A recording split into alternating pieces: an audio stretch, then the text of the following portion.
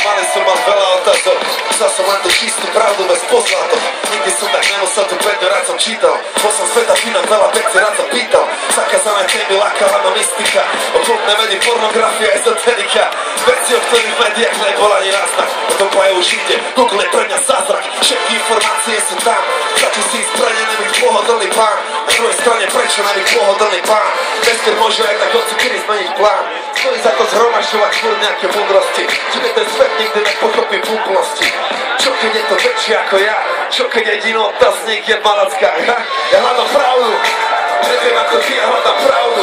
Pravdu, lebo viem, že tí, čo hľadajú, to raz je nájdu. Mám sen, neviem ako ty, ja hľadám pravdu. Pravdu, lebo viem, že tí, čo hľadajú, to raz je nájdu. Leto v plnom prúde, vonku horí. Behám po Malackách od polpasa holí.